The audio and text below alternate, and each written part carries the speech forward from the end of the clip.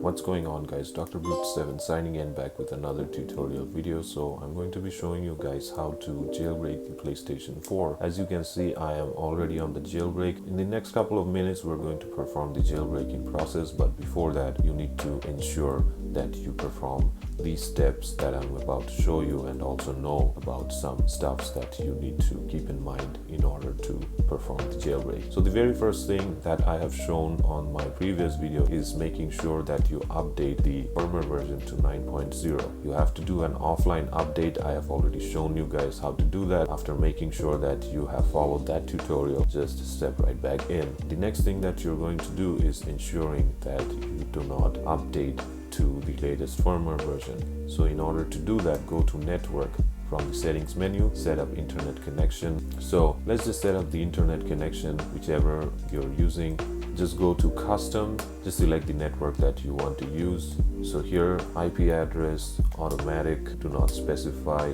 Under DNS settings, we're going to select manual and set up the primary DNS. Just type down exactly what I have typed down here. It's 192.241.221.79, and the secondary DNS is 165.227.83.145. After that, just go and hit next, automatic, do not use, and that's it. So now what's going to happen is that you would be successfully connected to the internet without having to worry about accidental firmware updates. This is going to block off the Sony servers and keeping you safe.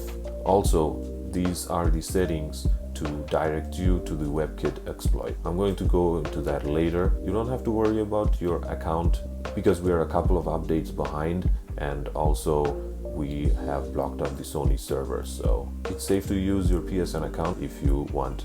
As you can see that I have already been signed out, so you would be signed out as well. After making sure of those steps, we're going to go ahead to system and then go to automatic downloads and uncheck all these boxes. You need to uncheck all these boxes to ensure that there is no loophole. After doing that, we're going to perform the jailbreaking steps. So when you're about to perform the jailbreak for the very first time, I would recommend clearing up all your browser history.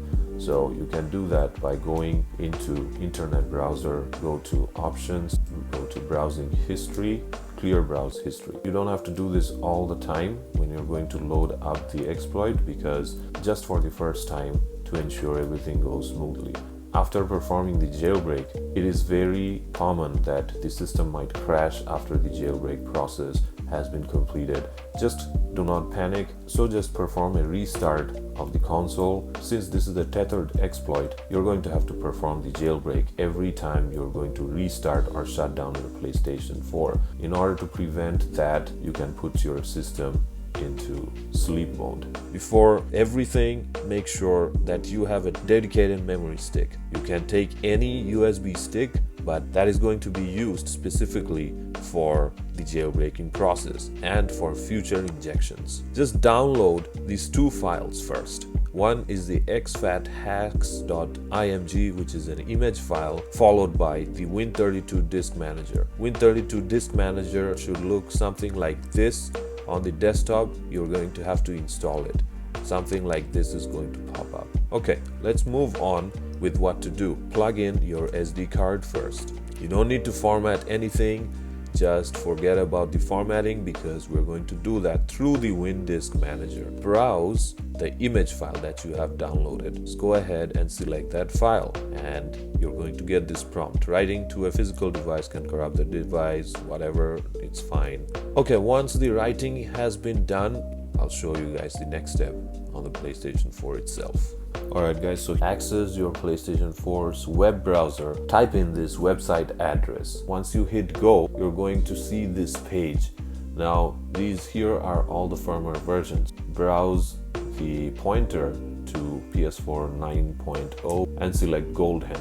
Let it load, and something is going to pop up which is going to prompt you to insert the magic USB stick that we just created.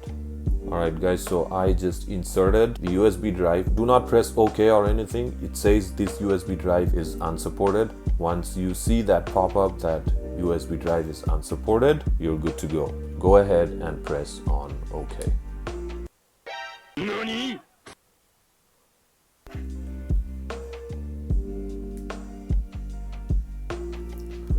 Alright guys, as you can see, it says Goldhand version 2.1.2 loaded. So you're going to have to make sure that you have the USB drive ready and all set to insert. If you delay a bit in inserting the USB stick after they prompt you to insert it, then you might get that message.